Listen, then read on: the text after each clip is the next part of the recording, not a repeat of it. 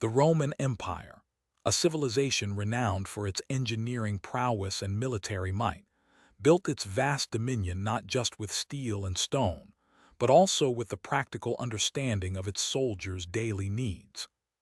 Central to this understanding was a distinctive element of the Roman soldier's uniform, the caliga. Far more than mere footwear, these sturdy military sandals represented a pragmatic solution to the logistical and environmental challenges faced by one of history's most effective fighting forces. The caligi were primarily worn by infantry troops and auxiliaries, those soldiers who formed the backbone of the legions and bore the brunt of marching and combat. The decision to equip such crucial personnel with sandals rather than closed boots was not arbitrary. It was a choice rooted in a deep understanding of practical and climate-related reasons, all aimed at improving both performance and comfort during extended military campaigns. A main reason for preferring sandals was the prevailing climate of the regions, where the Roman Empire operated and expanded. Most Roman campaigns and garrisons were located in hot, dry areas, particularly across the Mediterranean basin, North Africa, and the Middle East. These environments presented unique challenges for soldiers, especially concerning foot health.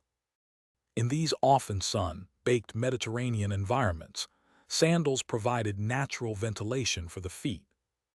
This open design allowed sweat to evaporate quickly, a crucial factor in maintaining hygiene and comfort during long periods of exertion. The continuous airflow helped prevent a range of common problems associated with closed footwear, including painful blisters, debilitating fungal infections, and other foot ailments that could severely compromise a soldier's ability to march or fight. Keeping feet cooler and drier through the use of caligi directly contributed to the overall well-being of soldiers. This focus on individual comfort and health was particularly important during the demanding, long marches under hot conditions, where foot problems could quickly escalate into serious medical issues, slowing down entire legions. The efficiency of a Roman legion depended on every man being fit to march and fight. Another significant reason for choosing the caligi was its contribution to mobility. Roman legions needed to move rapidly and efficiently across vast distances, often on short notice, to project power or respond to threats. Troops were required to march long distances, sometimes covering 20 to 30 miles a day, while simultaneously maintaining readiness for battle at any moment. Caligi were significantly lighter than the heavier, closed boots that might otherwise have been worn, especially in colder climates. This lighter weight resulted in less fatigue for soldiers during extensive marches, preserving their energy for combat and ensuring they arrived at their destination physically capable of fighting. The design reflected a sophisticated understanding of sustained human effort. The construction of caligi was also a testament to Roman engineering and an appreciation for anatomical fit. They were built with adjustable leather straps that, over time, molded to the individual foot of the wearer, carefully avoiding pressure points that could cause discomfort or injury. This personalized fit allowed for greater freedom of movement, giving soldiers agility on various terrains. Beyond comfort and flexibility, the sandals featured remarkably thick soles. These substantial soles were often reinforced with numerous iron hobnails, small metal studs hammered into the bottom. The hobnails served a dual purpose. They provided robust protection to the foot from sharp objects and rough ground, while also offering excellent traction on a wide range of surfaces. This robust design allowed soldiers to march with stability and comfort over virtually any terrain they encountered, from the carefully paved Roman roads to rugged, rocky trails and even muddy fields. The grip provided by the hobnails ensured sure footing, vital for maintaining formation and preventing falls, especially in battle. It is important to clarify the terminology. The term caliga refers to a single sandal, while caligae is the plural form, denoting a pair or multiple sandals. This distinction underscores the precision with which Roman military equipment was often described and documented. The evolution of Roman military footwear is a story of continuous adaptation. It began with simpler leather coverings and gradually developed into specialized designs like the caliga, each iteration tailored to meet specific logistical and environmental challenges. The caliga represents a peak in this evolutionary process, specifically addressing the needs of soldiers in warmer climates. The Roman Empire's expansion into diverse climates across 3 continents necessitated adaptable equipment. The caligae were optimal for the warmer southern provinces, but legions in colder, northern regions like Britannia would eventually adopt more enclosed, heavier boots, reflecting the constant recalibration of equipment to suit specific environmental conditions. The Roman legions were justly renowned for their marching prowess, often covering significant distances daily with astounding consistency and speed. This capability, fundamental to their military success, made comfortable and functional footwear absolutely critical for maintaining discipline, preventing casualties from attrition, and sustaining the operational tempo that defined Roman conquest. The production of military equipment like caligae was often standardized across the vast empire. This standardization ensured consistent quality, uniform design, and widespread availability for legionaries, whether they were stationed on the Rhine frontier or in the deserts of Judea. This centralized manufacturing was a hallmark of Roman logistical genius. Archaeological discoveries from Roman military camps and fortifications across Europe and North Africa frequently uncover remnants of caligae, including the distinctive hobnails and preserved leather fragments. These material artifacts provide direct, tangible evidence of their widespread construction and practical use by countless Roman soldiers, offering a window into their daily lives. Finally, the intelligent design of the caliga allowed for quick drying of the feet, a critical feature in preventing trench foot and other debilitating conditions. These ailments, common with prolonged dampness in enclosed footwear, could quickly incapacitate soldiers. The open structure of the caliga was a simple yet effective prophylactic against such misery, underscoring that even the most basic components of a soldier's kit were designed with sophisticated understanding of human endurance and health. If you enjoy long, deep dives into lives and stories like this, feel free to like the video and subscribe for more. The caliga, singular for the pair of footwear known as caligae, was more than just a piece of practical gear. It was a symbol of the legionary, deeply integrated into the Roman military identity.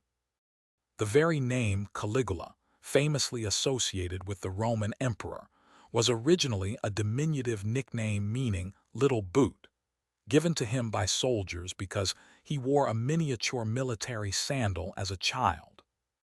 This anecdote highlights the cultural ubiquity and iconic status of the caligae within Roman society, especially amongst its soldiers. While caligae were optimally suited for the hot, dry climates prevalent in the Mediterranean and southern provinces, where the Roman Empire first expanded and maintained many of its garrisons, their use wasn't strictly limited to these regions. As the empire pushed its borders northward into territories like Britannia, Germania, and Gaul, legions encountered vastly different environmental challenges, including colder, wetter conditions. Even in these northern climes, caligae still served a purpose during drier seasons or within fortified camps, though adaptations in clothing and equipment, including other types of footwear, would have been necessary for year-round campaigning.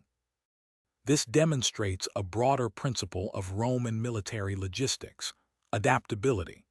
The Roman military machine was a master of evolving its equipment to meet specific logistical and environmental challenges. While caligae were a cornerstone, they were part of a larger, evolving system of military footwear that adapted to the diverse climates encountered across the vast empire. The evolution of Roman military footwear itself is a fascinating story, moving from perhaps simpler leather coverings in earlier periods to highly specialized designs like the caliga. This wasn't merely a stylistic choice, but a response to the practical demands of military life and the strategic necessities of empire building. The need for troops to cover vast distances rapidly and efficiently, a hallmark of Roman military prowess, meant that comfortable and functional footwear was not just a luxury, but a critical component for maintaining discipline, morale, and operational tempo. Roman legions were renowned for their marching capabilities, often covering significant distances daily, sometimes up to 20 miles, 32 kilometers, with full packs. Such feats would be unthinkable without footwear that minimized fatigue and injury. The production of military equipment like caligae was a highly standardized process across the empire. This standardization ensured consistent quality and availability for legionaries, regardless of where they were stationed. Workshops and craftsmen, often overseen by military authorities, would produce footwear according to established patterns, using durable leather and sturdy hobnails. This industrial-scale production speaks to the sophisticated logistical capabilities of the Roman state, ensuring that hundreds of thousands of soldiers across continents were uniformly equipped with effective gear. Archaeological discoveries have provided invaluable direct evidence of caligae construction and use. Excavations of Roman military camps, forts, and even battlefields frequently uncover remnants of caligae, most often the distinctive iron hobnails, which are remarkably well preserved due to their material. Sometimes, even fragments of leather soles and straps survive in waterlogged conditions, offering a tangible link to the soldiers who wore them. These findings allow modern historians and archaeologists to reconstruct the precise design and materials used, confirming the practical ingenuity of their construction. They reveal how the thick leather sole, pierced and secured with numerous hobnails, sometimes over 100 per sandal, offered unparalleled grip and durability, essentially acting as an ancient form of studded tire for the soldier's foot.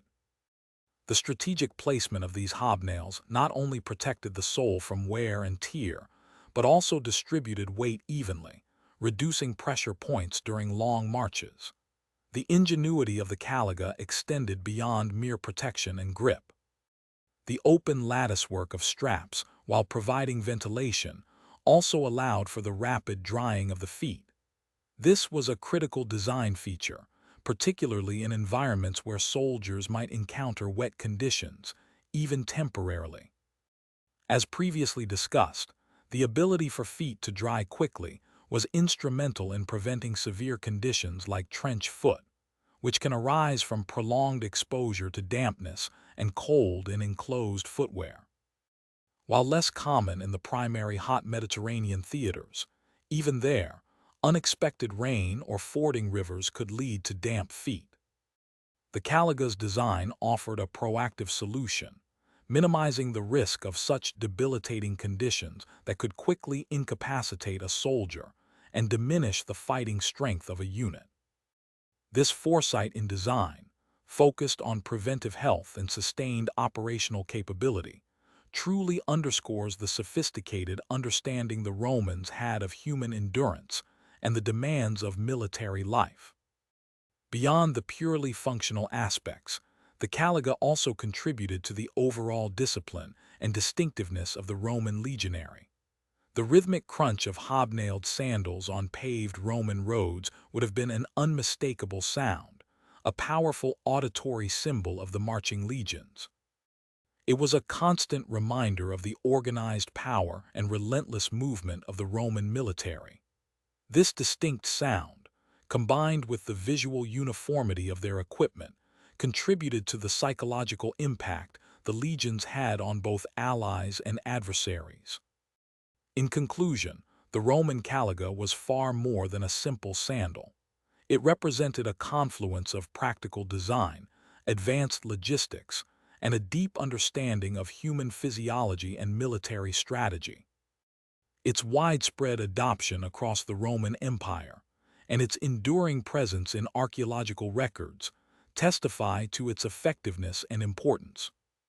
From preventing debilitating foot ailments in hot climates to providing unparalleled mobility and traction across varied terrains, the caliga was a testament to Roman engineering and military genius, enabling the legions to march, fight, and ultimately conquer vast swathes of the ancient world. The study of such seemingly minor details of military kit offers profound insights into the organizational prowess and enduring legacy of one of history's most successful armies. As their use became widespread, the caligi, despite their proven efficacy, presented unforeseen challenges in particular environments. We learn of a notable incident documented by the Jewish historian Flavius Josephus, a first-century scholar whose writings offer crucial insights into Roman Jewish conflicts. Josephus recounted a specific event where a Roman centurion, a seasoned officer, encountered a perilous situation due to his footwear. This centurion was involved in an assault on the Temple of Jerusalem, a site with distinct architectural features. During the intense fighting, the centurion tragically slipped on the temple's smooth, polished marble floor, his caligi failing to provide sufficient grip on the slick surface. This unforeseen fall proved fatal, as he was immediately set upon and killed by Jewish rebels in that vulnerable moment. The account by Josephus underscores how even the most effective Roman military equipment, designed for general ruggedness, could encounter critical vulnerabilities in highly specific, unexpected environments. It also reminds us that even highly trained soldiers faced unpredictable hazards in combat zones, regardless of their standard issue gear. Despite this isolated, tragic incident, the very presence and use of caligi by Roman soldiers consistently instilled profound fear in many of their enemies. The distinct clatter of thousands of hobnailed sandals during synchronized marches created a powerful and intimidating soundscape. This was a sound that carried far, announcing the approach of the legionaries long before they were visible. In fact, the psychological impact was so potent that Jewish communities, particularly during times of conflict, imposed restrictions on their own people wearing similar sandals. This ban was a direct response to the constant anxiety. Many Jews in hiding or engaged in clandestine activities frequently mistook the familiar sound of hobnailed sandals for the imminent arrival of Roman troops, causing widespread panic and false alarms. The distinctive rhythm and volume of the caligi became deeply intertwined with the Roman military identity, leading soldiers themselves to be nicknamed caligati, literally meaning those who wear caligi. This term highlights the strong association between the footwear and the very identity of a Roman soldier, an identity instantly recognized through a sensory cue. The collective, synchronized sound of thousands of soldiers marching in formation thus served as a potent psychological weapon, effectively intimidating enemies before any physical confrontation even began. This demonstrates how the psychological impact of Roman military discipline and equipment extended far beyond direct combat, influencing enemy morale through powerful sensory cues like sound. From a purely logistical perspective, the caligi offered significant advantages over more enclosed types of boots. They were considerably simpler and less expensive to produce, a crucial factor for equipping an army as vast as the Roman legions.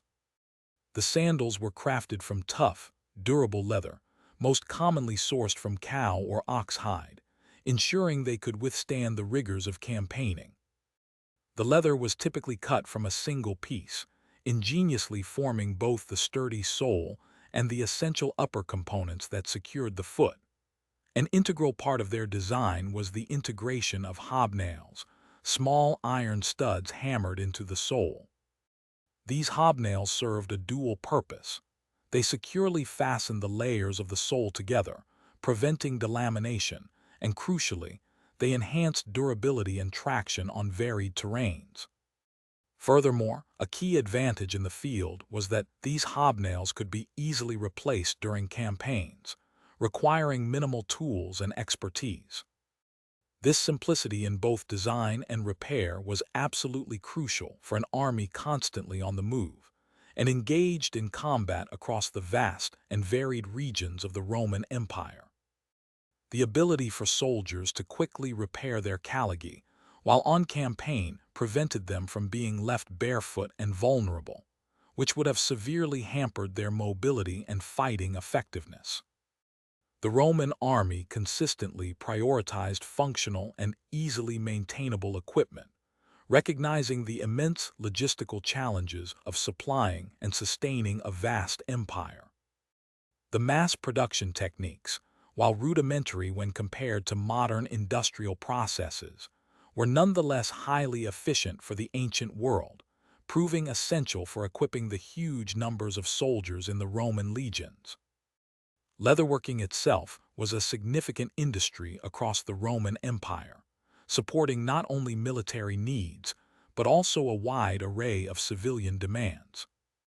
The use of hobnails in footwear was, in fact, a common ancient practice across many cultures, providing both superior grip and significantly extending the lifespan of shoes, a practical innovation born of necessity. This blend of simplicity, durability, and reparability cemented the caligae as an indispensable piece of Roman military gear, shaping not just the soldier's journey, but also the perception of Roman power itself. Despite their myriad advantages in most terrains, the very design features that made caligae so effective could, under specific circumstances, become a hazardous liability.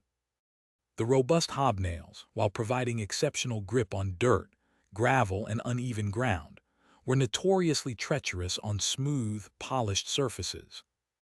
This paradoxical flaw was dramatically highlighted in a documented incident by the renowned Jewish historian Flavius Josephus, whose detailed accounts of the Roman-Jewish wars offer invaluable insights into Roman military life and its challenges.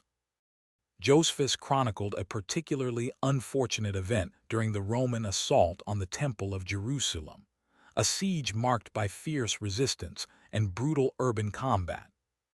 Within the sanctity of the temple complex, the floors were often paved with finely polished marble, a stark contrast to the rough, natural surfaces Roman soldiers were accustomed to traversing. It was on one such gleaming marble floor that a Roman centurion, a seasoned leader and presumably a highly capable soldier, tragically lost his footing. Wearing his standard caligae, the hobnails, instead of biting into the ground, skated uselessly across the slick stone. The fall, sudden and unexpected, left him momentarily vulnerable, creating a fatal opening that the desperate Jewish rebels, ever vigilant for an advantage, swiftly exploited. In that critical moment of disarray, the centurion was set upon and killed, a stark reminder that even the most effective military equipment, when confronted with an unforeseen environmental challenge, could betray its wearer. This isolated incident, meticulously recorded by Josephus, serves as a poignant illustration of the unpredictable hazards faced by soldiers in combat zones, demonstrating that even well-trained legions, equipped with generally superior gear, were not immune to the unforgiving realities of specific environments. It underscores the critical importance of adaptable equipment and tactics, a lesson learned often through tragic experience. Yet, despite this singular, albeit devastating, vulnerability, the overwhelming perception of caligae among Rome's adversaries was one of fear and dread. The distinctive sound of Roman legions on the march, the synchronized, rhythmic clatter of thousands of hobnailed sandals striking the ground, became a terrifying harbinger of impending doom. This sonic signature alone was often enough to instill panic and demoralize enemies, even before a single sword was drawn. So profound was this psychological impact that in some Jewish communities, severe restrictions were imposed on their own people regarding the wearing of similar hobnailed footwear. The reason was simple and poignant.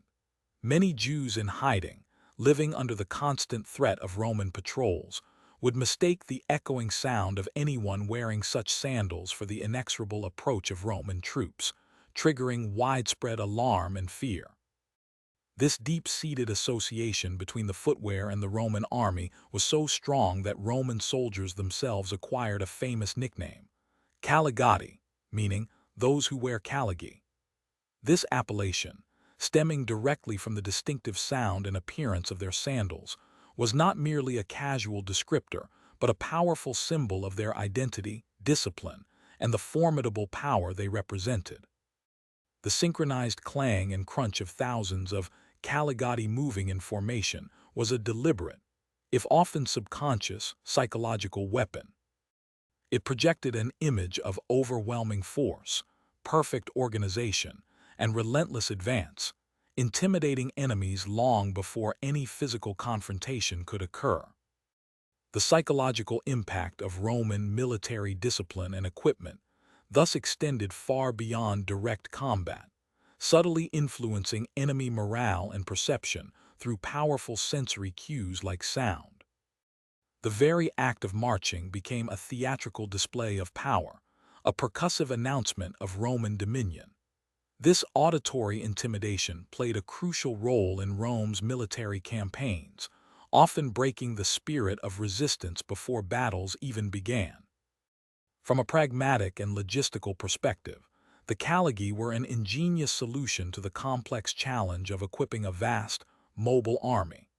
Their design prioritized simplicity and cost-effectiveness, making them considerably less expensive and easier to produce than closed boots.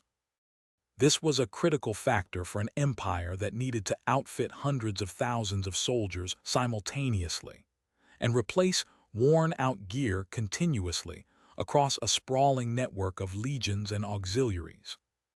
The core material for Caligae was tough, durable leather, typically sourced from cow or ox hide, chosen for its resilience and ability to withstand rigorous use in diverse environments. A masterstroke of their construction was that the leather for both the sole and the upper components was often cut from a single, robust piece, minimizing waste and simplifying the manufacturing process. This design, while seemingly basic, contributed significantly to their overall structural integrity. The integration of hobnails was not merely for grip, but also served as a crucial method for securing the sole to the upper, further enhancing the sandal's durability. These small iron studs, hammered through the leather, created a formidable protective layer that resisted wear and tear from constant marching over varied terrain. Crucially, these hobnails were not a permanent fixture in the sense of being irreplaceable. During long campaigns, when wear was inevitable, soldiers could, with relative ease, replace individual hobnails or even an entire array of them in the field. This capability for quick, on-the-spot repairs was paramount for an army constantly on the move, engaged in combat, and operating far from established supply lines. The ability to maintain and repair their own footwear meant that soldiers were less likely to be rendered barefoot and vulnerable due to damaged equipment, directly impacting their mobility, morale, and overall combat effectiveness. This logistical foresight, prioritizing functional and easily maintainable equipment, was a hallmark of the Roman army and a key factor in its enduring success across a vast empire. The entire system of Caligae production and maintenance was a testament to Roman ingenuity in resource management and industrial organization, albeit rudimentary by modern standards. Leatherworking was a colossal industry within the Roman Empire, supporting not only the colossal needs of the military, but also a wide array of civilian demands. Workshops, often manned by skilled artisans and sometimes even legionaries themselves, were integral to maintaining the continuous supply of footwear. The raw hides were processed, tanned, and then expertly cut and assembled into the ubiquitous caligy. This early form of mass production, while relying on manual labor, was efficient enough to equip legions numbering in the tens of thousands, a logistical feat that few other ancient powers could rival. The use of hobnails itself, as noted, was a common ancient practice across many cultures, providing not just superior grip, but also significantly extending the lifespan of shoes, a practical innovation born of necessity and adopted by the Romans with unparalleled systematicity. This blend of simplicity, durability, and reparability cemented the caligy as an indispensable piece of Roman military gear, shaping not just the soldier's arduous journey, but also the formidable perception of Roman power itself, an iconic symbol of their enduring might. While caligy were ideal for the Mediterranean heat, these open sandals had clear drawbacks in colder and much wetter climates. Regions like northern Britain, for instance, presented significant challenges for the traditional Roman military footwear. In such persistently cold and damp environments, soldiers' feet required much greater protection from both the pervasive cold and the relentless moisture. Beginning in the 2nd century of the Common Era, the Roman military progressively started to replace the traditional caligy. The new standard footwear consisted of closed boots, which became known as carbatini, or sometimes referred to as cabati or carbatine in various historical texts. To understand this shift, we must recall that caligy were essentially open sandals, famously equipped with hobnailed soles for grip. In stark contrast, carbatini were ankle-high boots, representing a fundamental departure in design. These new boots were crafted from a single, expertly cut piece of leather. This singular piece of leather wrapped completely around the foot and ankle, forming a protective enclosure. The carbatini were then securely fastened using a system of straps or simple cords, providing a snug fit. The design of the carbatini was notably simple, prioritizing function over elaborate form. They were considered highly practical for everyday use, not just on the battlefield but also in the camps and civilian settings. Crucially, carbatini offered superior protection against the very conditions that plagued open sandals: cold, driving rain, and pervasive mud. These harsh environmental factors were simply not well handled by the exposed nature of the caligy. By enclosing the foot, carbatini helped soldiers maintain warm and dry feet, a vital consideration for health and morale. This new footwear proved instrumental in preventing debilitating illnesses caused by prolonged exposure to moisture and freezing temperatures, a common hazard for legionaries in the northern provinces. Another significant factor in their widespread adoption was that carbatini were inexpensive and relatively easy to mass produce. This made them an attractive option for a vast army needing consistent supply. As a result, carbatini quickly gained immense popularity. Their appeal extended beyond soldiers to civilians, including Romans, Greeks, and even Celtic peoples living within the empire's borders. Eventually, carbatini transitioned from purely military footwear to a part of everyday fashion for a broad segment of the population. By the end of the 4th century of the Common Era, carbatini were practically mandatory across the entire Roman Empire, symbolizing a functional unity in attire. This transition to carbatini, vividly, reflects the Roman Empire's ongoing adaptation to its expanding territorial reach and the immensely varied climatic zones it now encompassed. The advanced Roman engineering and sophisticated logistical capabilities allowed for the widespread production and efficient distribution of new equipment like carbatini across vast distances. The popularity of carbatini among civilians further illustrates the profound influence of Roman military culture on the broader society, where army innovations often trickled down into daily life. The changing climate and environmental conditions, particularly in the empire's northern European provinces, directly drove these innovations in Roman military gear. The longevity and sheer practicality of Carbatini led to their enduring design, influencing footwear styles for many centuries after the fall of the Western Roman Empire. Archaeological evidence from sites like Vindolanda in northern Britain provides numerous, well-preserved examples of Carbatini, confirming their extensive use in these colder and wetter climates.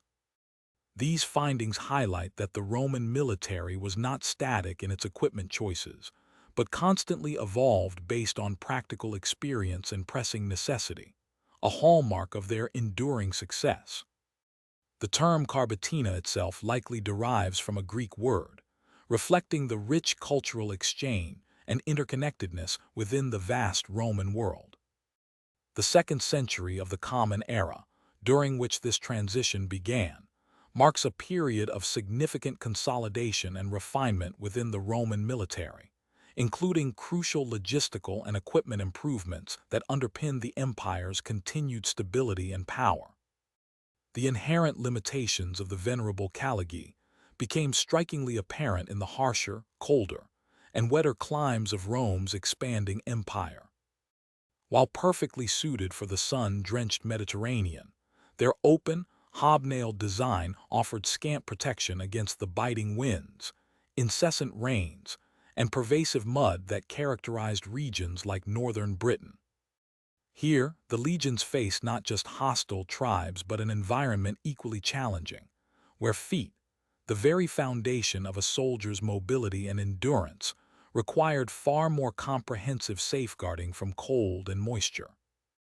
The consequences of inadequate footwear in such conditions were severe, ranging from debilitating trench foot and frostbite to an increased susceptibility to illness, all of which could severely undermine a unit's effectiveness and morale.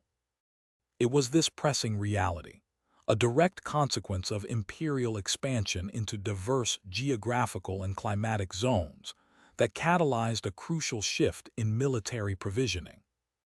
Beginning in the 2nd century of the Common Era, a period often characterized by its pragmatic consolidation and strategic refinement, the Roman military embarked on a systematic replacement of the Caligae with a more suitable alternative, the closed boot known as the Carbatina.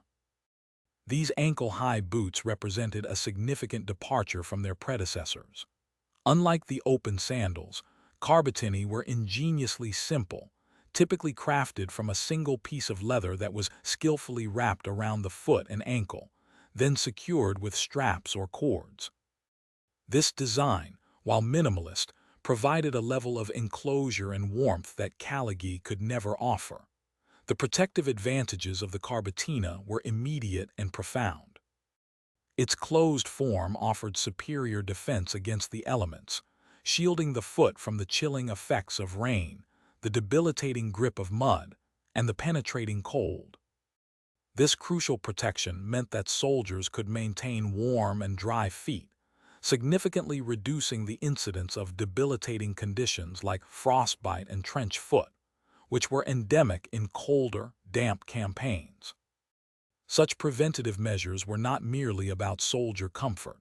They were integral to military readiness, directly impacting troop health, endurance, and operational capacity. A legionnaire with compromised feet was a liability, unable to march, fight, or perform duties effectively. The Carbatina thus emerged as a vital piece of equipment, underscoring the Roman military's commitment to the practical welfare of its soldiers, driven by the harsh lessons learned on distant frontiers. Beyond their superior protective qualities, the Carbatini possessed another critical advantage: their economic viability and ease of production. Crafted from a single, relatively simple pattern, these boots could be manufactured quickly and in vast quantities, making them significantly more inexpensive than more complex footwear. This mass producibility was a testament to Roman logistical capabilities, allowing for their widespread distribution across the vast network of military camps and provinces. The ability to equip entire legions with durable, practical, and affordable footwear was a cornerstone of Roman military efficiency. Workshops, both civilian and military, across the empire could readily produce these boots, ensuring a consistent supply chain for a constantly moving and expanding army. The inherent practicality and economic advantages of the Carbatina swiftly propelled it beyond the barracks. Its comfort, durability, and superior protection quickly gained popularity, not only among soldiers, but also extended to the broader civilian population. From the bustling marketplaces of Rome to the remote settlements in Gaul, Britannia, and Germania, the Carbatina became a ubiquitous sight. Romans, Greeks, and even Celtic and Germanic peoples living within or on the fringes of the empire adopted this functional footwear. This widespread acceptance underscored the practical benefits it offered to anyone living in an environment where open sandals were impractical or insufficient. This transition from purely military footwear to an integral part of everyday fashion illustrates a fascinating aspect of Roman influence: the osmosis of military culture into broader societal norms. The disciplined, innovative spirit of the Roman army often served as a trendsetter, and its practical advancements frequently diffused into civilian life. By the end of the 4th century CE, the Carbatina was no longer merely an option. It had become practically mandatory across the entire Roman Empire, an essential component of daily dress for men and women alike, symbolizing a universal adaptation to changing environmental realities and practical needs. Its design resonated with the common person, offering an uncomplicated solution to the perennial need for protective and comfortable footwear. This widespread adoption was not accidental, but a reflection of the Roman Empire's remarkable adaptability. The transition to Carbatini vividly demonstrates the empire's capacity to adjust to its expanding territorial reach and the diverse climatic zones it encompassed. From the damp forests of Germania Inferior to the windswept plains of Dacia and the rainy highlands of Caledonia, the empire's sheer scale demanded versatile equipment. Roman engineering and logistical capabilities, unparalleled in the ancient world, were instrumental in facilitating this change. They enabled not just the conceptualization of new gear, but its widespread production and efficient distribution, ensuring that innovation reached even the furthest frontiers. The sophisticated road network, efficient supply lines, and organized manufacturing hubs meant that once a superior design like the Carbatina was identified, it could be rapidly disseminated and adopted on a vast scale. Furthermore, this shift was subtly influenced by the changing climate and environmental conditions, particularly noticeable in the northern European provinces. While not a dramatic, sudden shift, the cumulative impact of colder, wetter periods would have further emphasized the deficiencies of caligy and underscored the necessity for more enclosed footwear. The Roman military, ever pragmatic, responded to these environmental pressures with practical innovations in its gear, driven by empirical observation and the direct experiences of its soldiers on the ground. The longevity and profound practicality of the Carbatina were such that its fundamental design endured, influencing footwear styles for centuries beyond the fall of the Western Roman Empire. Its simple yet effective form became a foundational template for many subsequent boot designs in medieval Europe, a testament to its timeless utility. The legacy of the Carbatina highlights how a practical military necessity can evolve into an enduring cultural artifact, shaping fashion and function for generations. Crucial archaeological evidence, particularly from sites like Vindolanda on Hadrian's Wall in northern Britain, provides tangible proof of the Carbatina, widespread adoption and utility in colder climates. The exceptionally well-preserved leather artifacts unearthed there include numerous examples of Carbatini, often found alongside fragments of Caliggi, vividly illustrating the coexistence and eventual replacement of the older form. These archaeological finds are more than mere curiosities. They are direct confirmations of the written records and theoretical analyses, offering a window into the daily lives and logistical challenges faced by Roman soldiers on the empire's northernmost frontier. The wear patterns on these recovered boots tell a story of long marches through mud and snow, of essential protection against harsh weather, and of the unwavering resolve of the legions. In essence, the narrative of the Carbatina is a microcosm of the Roman Empire itself, constantly adapting, innovating, and refining its practices in response to the demands of an ever-expanding and evolving world. The Roman military was far from static in its equipment choices. It was a dynamic entity, continuously learning from practical experience and pressing necessity, a hallmark of their enduring success. The adoption of the Carbatina was not merely a change in footwear. It was a strategic adjustment that enhanced troop welfare, improved military efficiency, and underscored Rome's ability to maintain its formidable power across diverse and challenging environments.